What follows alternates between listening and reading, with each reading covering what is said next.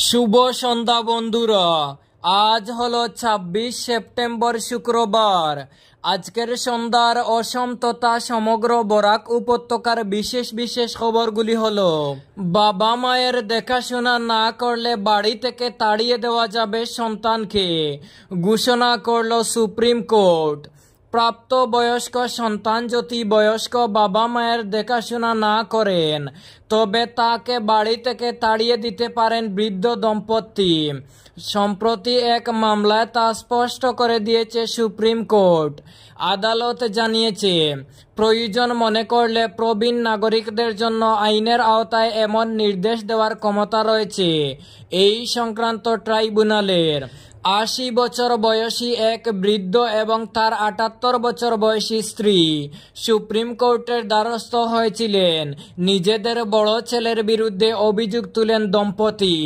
বৃদ্ধ দম্পতির দাবি, বড় ছেলে আর্থিকভাবে সচ্ছল, তার একটি ব্যবসাও রয়েছে, অথচ বৃদ্ধ বাবা মায়ের দেখভাল করেন না তিনি।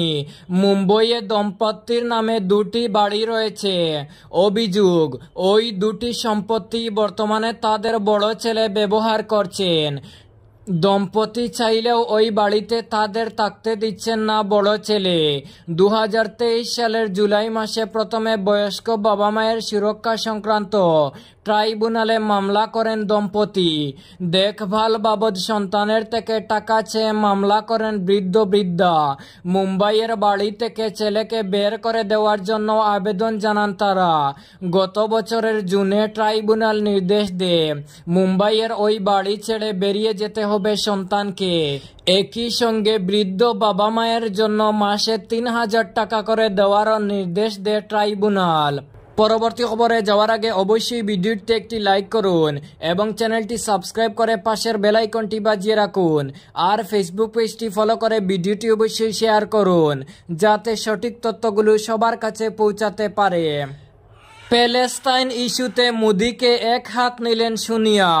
ইসরায়েল প্যালেস্টাইন সংঘাত নিয়ে মোদি সরকারের ভূমিকা নিয়ে ফের সরব প্রাক্তন কংগ্রেস সভানেত্রী সোনিয়া গান্ধী। তার সাফ কথা, এক্ষেত্রে মোদি সরকারের অবস্থান মানবিকতা এবং নৈতিকতার পরিপন্থী। একটি সংবাদপত্রে প্রকাশিত নিবন্ধে সোনিয়া প্রধানমন্ত্রী নরেন্দ্র মোদিকে এক হাত নিয়েছেন। তিনি বলেছেন, ভারতের সাংবিধানিক মূল্যবোধ এবং কৌশলগত স্বার্থের থেকেও মোদি ও ইসরায়েলি প্রধানমন্ত্রী বেঞ্জামিন নেতানিয়াহুর ব্যক্তিগত বন্ধুত্বকে বেশি গুরুত্ব দেওয়া হয়েছে। তিনি আরও বলেন, বিদেশ নীতিতে এরকম ব্যক্তিগত কূটনীতির স্থান হতে পারে না। পাতারকান্দিতে মর্মান্তিক রেল দুর্ঘটনা, নিহত এক মহিলা। শ্রীভূমি জেলার পাতারকান্দিতে ঘটল এক মর্মান্তিক রেল দুর্ঘটনা। আজ সকাল প্রায় ১১ ঘটিকার দিকে কলকলিঘাট ও চাঁদকিরা রেল স্টেশনের মধ্যবর্তী কলকলি বস্তি এলাকায় এই দুর্ঘটনা ঘটে। প্রত্যক্ষদর্শীদের মতে, রেল লাইন দিয়ে হেঁটে যাওয়ার সময় এক মহিলা ত্রিপুরা অভিমুখী মালবাহী ট্রেনের ধাক্কায় ঘটনাস্থলেই প্রাণ হারান। নিহত মহিলার নাম মলিনা সিনহা। তিনি পাতারকান্দি থানাধীন কচুবাড়ি গ্রামের বাসিন্দা বলে জানা গেছে। তিনি অবিবাহিতা ছিলেন এবং মানসিকভাবে কিছুটা ভারসাম্যহীন ছিলেন। গরিব পরিবারের সদস্য হওয়ায় তার ছোট ভাই ও বৃদ্ধা মাকে নিয়ে কোনো মতে সংসার চলত। ঘটনার খবর পেয়ে দ্রুত ঘটনাস্থলে পৌঁছায় রেল পুলিশ ও পাতারকান্দি চক্র আধিকারিকরা। পরে দেহ ময়নাতদন্তের জন্য করিমগঞ্জ সিভিল হাসপাতালে পাঠানো হয়েছে।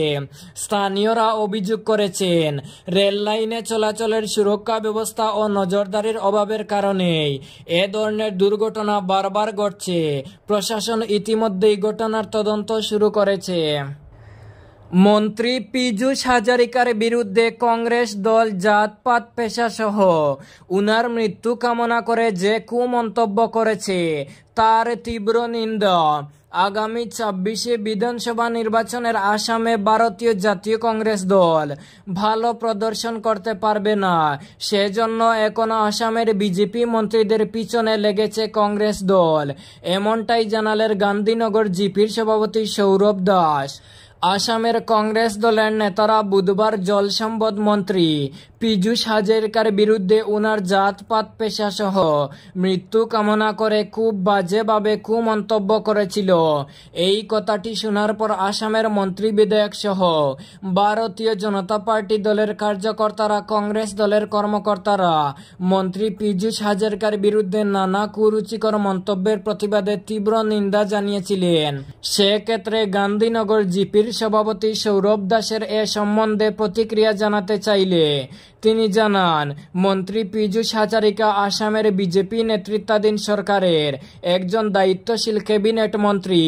উনার বিরুদ্ধে জাতপাত পেশা সহ উনার মৃত্যু কামনা করেছে কংগ্রেস দলের কর্মকর্তারা। এটা খুবই নিন্দনীয় এবং কুরুচিকর মন্তব্য, যা কোনোভাবেই মানা যায় না।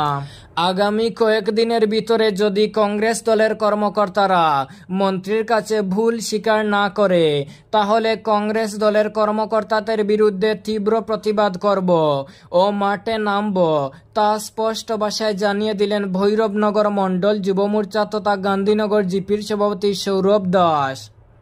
হাইলাকান্দি শহরে জুয়েলারি শোরুমের বিরুদ্ধে গ্রাহক ঠকানোর অভিযোগ।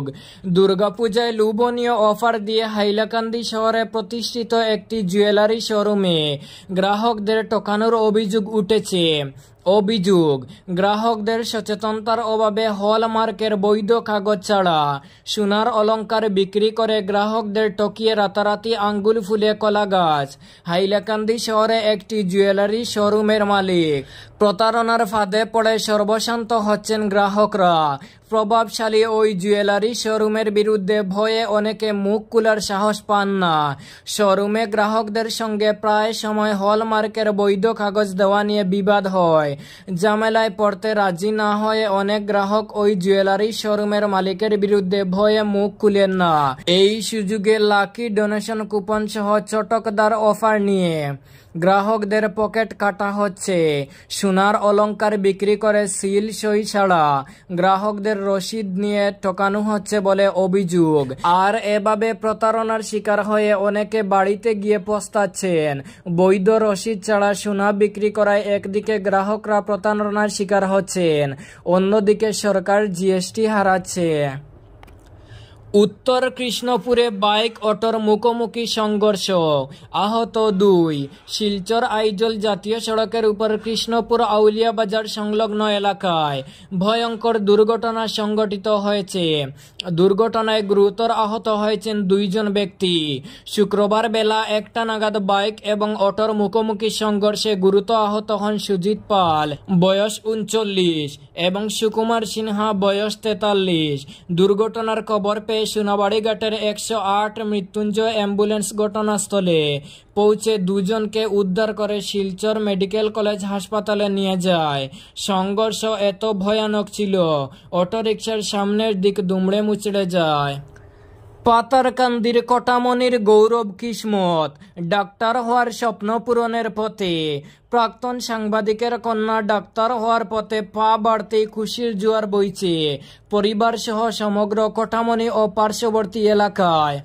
ভারত বাংলা সীমান্তবর্তী শ্রীভূমি জেলার পাতারকান্দির দক্ষিণ প্রান্তে পিছিয়ে পড়া গ্রামীণ জনপদ লঙ্গাইবাজার জিপির 7 নম্বর ওয়ার্ডের ছোট্ট অবহেলিত গ্রাম জাহানপুর।